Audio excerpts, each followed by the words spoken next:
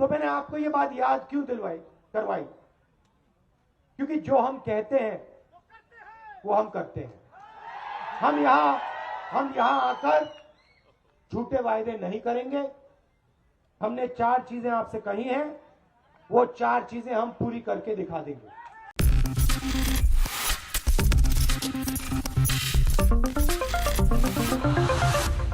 Next 9 news में आपका बहुत बहुत स्वागत है। मैं हूं आपके साथ अबरारुल हक रहमानी।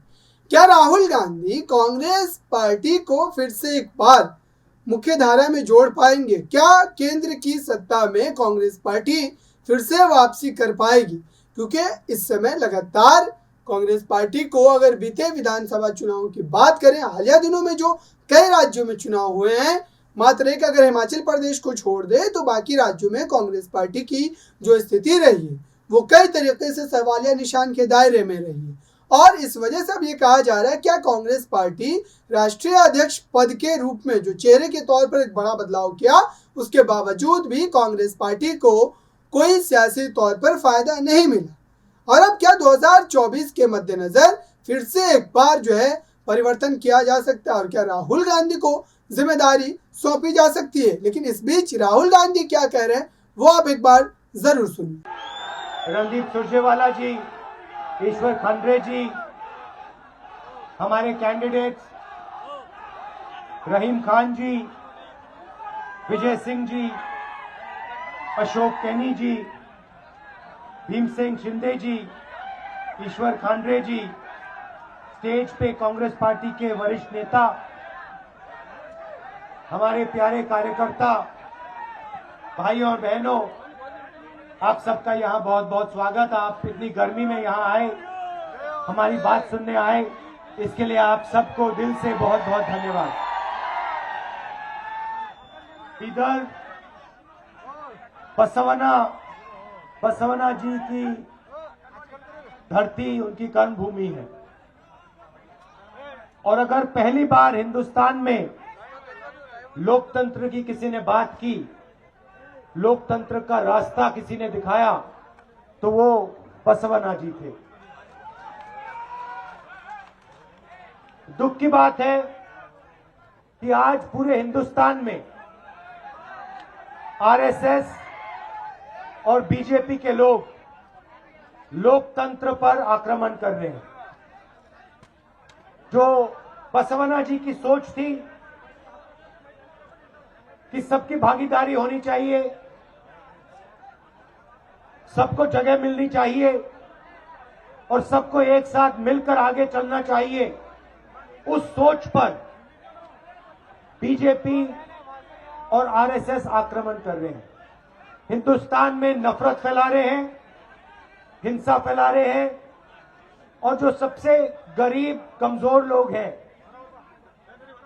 उनसे धन छीनकर 2-3 अरबपतियों को धन दिलवा रहे हैं।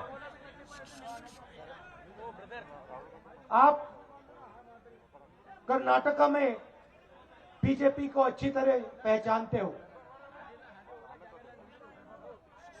और 40% कमीशन की सरकार नारा मैंने नहीं दिया है, आप लोगों ने दिया है, कर्नाटक की जनता ने दिया है।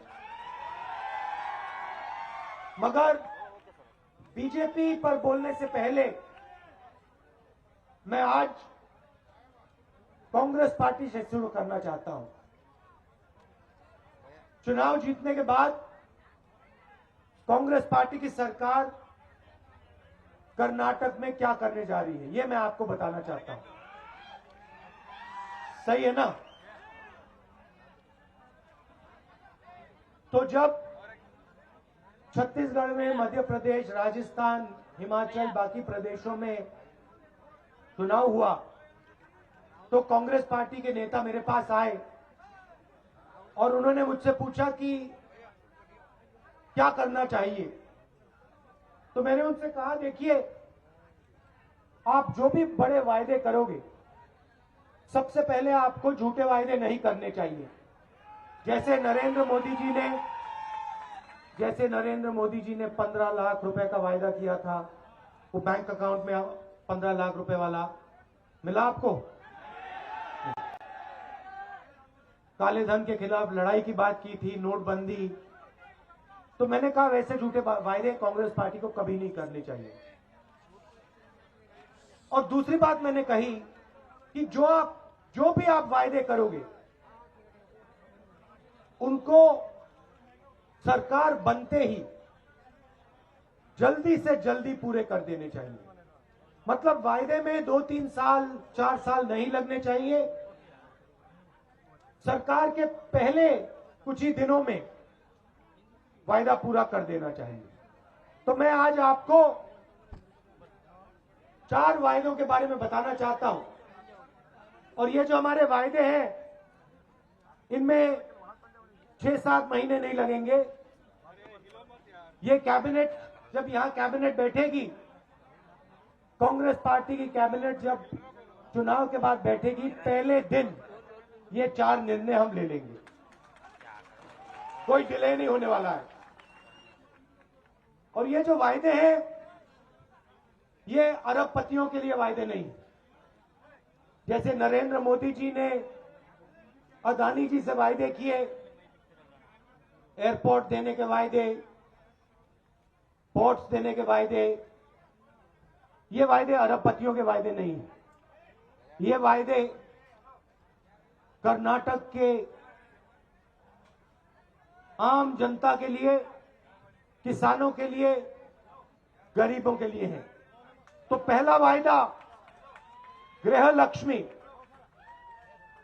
2000 रुपए हर महीने महिलाओं को।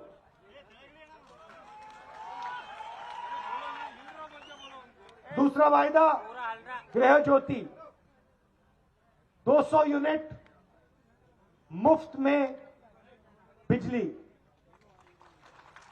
तीसरा वायदा अन्नभाग्य, 10 किलो चावल हर फैमिली मेंबर को।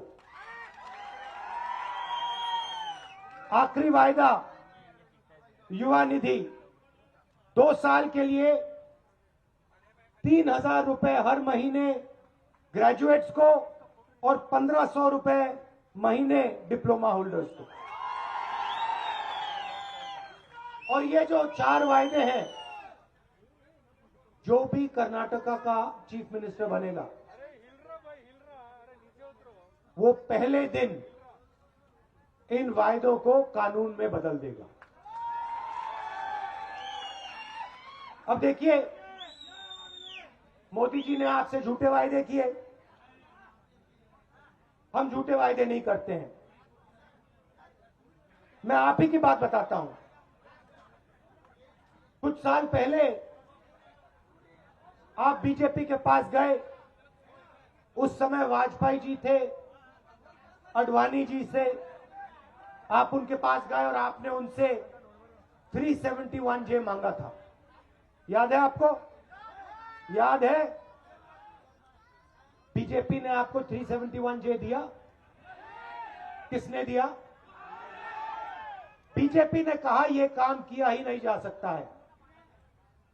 और खारगे जी ने और उस समय के प्रेसिडेंट सोनिया गांधी जी ने आपसे चुनाव में वायदा किया कि 371J आपको मिलेगा, और जैसे ही हमारी सरकार बनी आपको 371J मिला। और 371J से आपके लाखों युवाओं को फायदा मिला है, हजारों को रोजगार मिला है, और लाखों स्टूडेंट्स को इंजीनियरिंग कॉलेजेस में, मेडिकल कॉलेजेस में एडमिशन मिला है। तो मैंने आपको ये बात याद क्यों करवाई? क्योंकि जो हम कहते हैं वो हम करते हैं। हम यहां आकर झूठे वायदे नहीं करेंगे। हमने 4 चीजें आपसे कही हैं, वो 4 चीजें हम पूरी करके दिखा देंगे। तो आपने देखा राहुल गांधी जिस तरीके से 2024 के आम चुनावों को लेकर तमाम फैसले ले रहे हैं और तमाम मुद्दों को लेकर जो बीजेपी के खिलाफ बिगुल फूंक रहे हैं, उससे यही लग रहा है कि कांग्रेस पार्टी इस चुनाव में बेहतरीन ढंग से उतरने वाली है। लेकिन जनता के बीच जिन मुद्दों को लेकर उन्हें उतरना चाहिए, क्या वाकई वही मुद्दे इस वक्त कांग्रेस पार्टी उठा रही है और क्या जनता का भी समर्थन उनको मिलेगा, ये देखना होगा। इस खास रिपोर्ट में बस इतना ही। देखते रहिए ताज़ा तरीन खबरों के लिए नेक्स्ट 9 न्यूज़ को। धन्यवाद।